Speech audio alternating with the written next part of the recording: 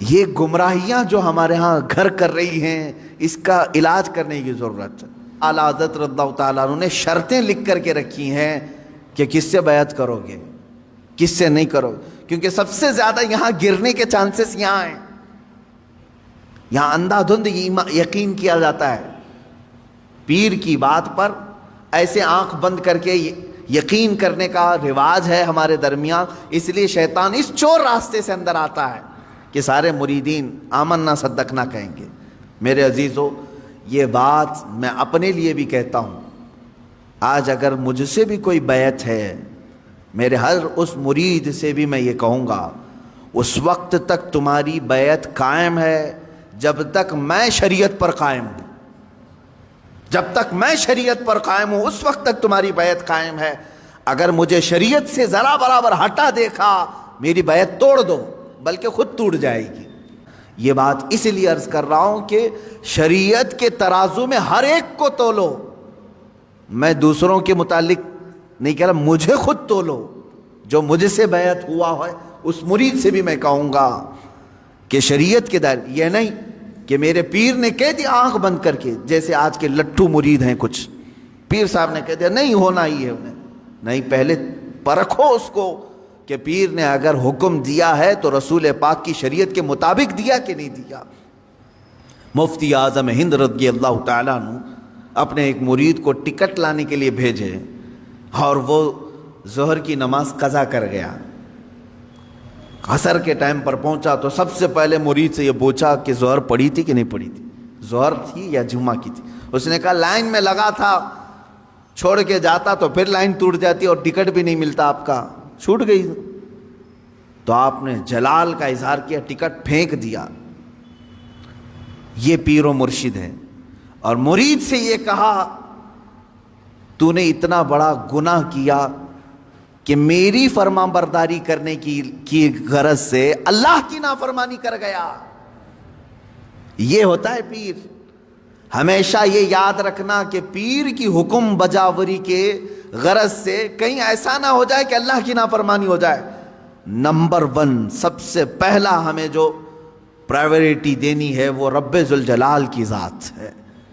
حتیٰ کہ میں نے ایک روایت یہ بھی سنی، بڑے بزرگ عالم دین ہیں، میرے والد گرامی خود سرکار مفتی اعظم ہند سے بیعت فرماتے ہیں، ایک بار آپ تشریف لائے تھے ایک مدرسے میں، نماز پڑھ رہے تھے ظہر کی، گرمیوں کے دن تھے، علامہ صاحب نے بھی اس کو بیان کیا ہے۔ فرماتے ہیں کہ پیچھے وہ پنکھا لے کر کے جل رہے تھے، گرمی ہو رہی ہے، نماز پڑھ رہے تھے۔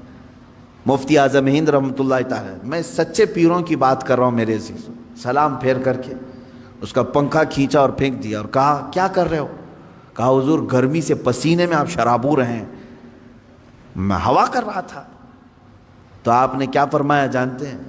کہتے ہیں میں خود اللہ کی عبادت میں تھا، اللہ بادشاہ اعظم ہے اور اس کی عبادت کرنے کے وقت بندہ غلام ہے، کیا یہ کسی غلام کے لیے لائق ہو سکتا ہے کہ غلام کی بھی خدمت کی جا رہی ہو؟ جب وہ بادشاہ کی عبادت میں لگا ہو تو غلام کی خدمت ہونی چاہیے۔ یہ فرسٹ پرائیورٹی اللہ رب العزت کی ذات کو دینے کا تصور ہم نے سچے پیروں سے سیکھا ہے۔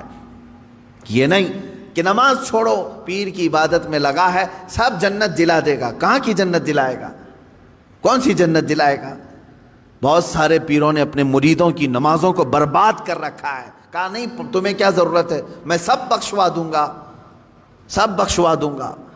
جو پیر ایسا کہتا ہے اسے قبرستان لے کر کے جاؤ، جو بھی مرید مرے اس کے ساتھ دفن کرو، اسے بٹھاؤ اس کے ساتھ، منکر نکیر آنے والے پیر صاحب بیٹھو یہاں پر، جب تک پورا حل نہیں ہوگا اٹھ کر کے نہیں جانا، دیکھتے ہیں تمہیں یہ قبرستان تک نہیں جا سکیں گے۔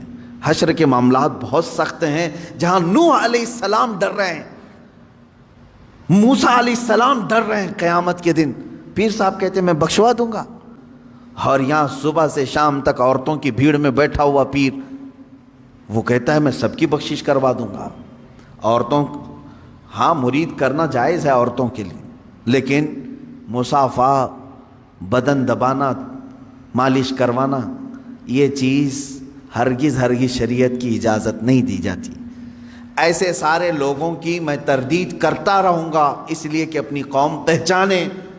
تم اپنے جسم کے علاج کے لیے جو ڈاکٹر ڈھونڈتے ہو، اچھے سے اچھا ڈاکٹر ڈھونڈتے ہو، MBBS چاہیے، MD چاہیے، اور اپنی روح کے علاج کے لیے جھولا چھاپ جس کی کوئی شریعت میں علم بھی نہیں، ایسے پیر کو ڈھونڈ لیتے ہو جو تمہاری طبیعت اور تمہارے روح کا علاج کرے گا۔ وہ کیا علاج کرے گا؟ وہ خود بیمار آدمی ہے بیچارہ، روحانی بیمار ہے۔ ہاں، جو روح کا بادشاہ ہوتا ہے تم اس کو دیکھو گے کہ وہ نمازوں کے لیے دوڑ رہا ہوتا ہے، اپنے مریدین سے کہتا ہے تنبیہ کے ساتھ، کچھ بھی چھوٹے لیکن اللہ کی عبادت تم سے نہ چھوٹے۔ وہ پیر صحیح ہے جو تمہیں رب تعالیٰ تک جوڑ دے، یہ نہیں کہ تمہیں اپنی دکان تک جوڑ دے۔ یہاں پر سب آتا رہے، سب تم چلتے رہو، سب ٹینشن فری ہو کر کے جیو۔ کچھ مرید ایسے بھی ہیں، وہ سوچتے ہیں پیر صاحب کے پاس ہم نذرانہ ہدیہ بھیجتے رہیں گے تو ہمارے لیے دعائیں بھی کرتے رہیں گے، ان کا سایہ بنا رہے گا اور ہمارا سب چلتا رہے گا، کچھ بھی بلا نہیں آئے گی، مصیبت نہیں آئے گی۔ یہ سب جاہلوں کے پیدا کیے ہوئے معاملات ہیں میرے عزیزوں، جاہلوں کے ہیں۔ صحابہ کرام سے بڑھ کر کے مرید کون تھا؟ میرے آقا صلی اللہ علیہ وسلم سے بڑھ کر کے پیر کون تھا؟ اس کے باوجود رسول کریم صلی اللہ تعالیٰ علیہ وسلم سے صحابہ کرام کے اتنے گہرے تعلق کے باوجود مجھے بتائیں کبھی کسی صحابی کو حضور نے کہا ہو چھوڑ دو نمازیں، میں ہوں نا؟ کسی سے کہا ہو؟ عام صحابہ کی تو بات تو چھوڑیں، حضور نے خود سیدہ کائنات فاطمہ الزہرا رضی اللہ تعالیٰ عنہ سے کہتے ہیں، اے فاطمہ، کیا کہتے ہیں؟ اعملی لا اغنی عنکی شیئا، تو اپنے عمل میں پوری ہو، سارے عمل پوری کرتے رہنا، یہ مت سوچ کر کے بیٹھنا کہ میں تیرے لیے سب کچھ کر دوں گا، میں تیرے لیے سب کچھ کر دوں گا، یہ سوچ کر کے عمل سے دور نہیں ہونا۔ حضرت فاطمہ کو جب حضور یہ کہہ رہے ہیں تو کون سا پیر ہے جو اپنے مریدوں کو نماز کی چھٹی دے رہا ہے؟ آؤ سب قوالی میں بیٹھو، نماز معاف ہو جائے گی، ہے؟ آؤ یہاں گانے باجے بھنگڑے لگتے رہیں، تمہاری نمازیں جاتی رہیں۔ معاذ اللہ رب العالمین، ان شیاطین الانس کو سمجھیں جو انسانوں کے شیطان ہیں، انسانوں میں سے آئے ہوئے شیطان ہیں جو در حقیقت اس راستے سے اللہ سے بندوں کو دور کر رہے ہیں۔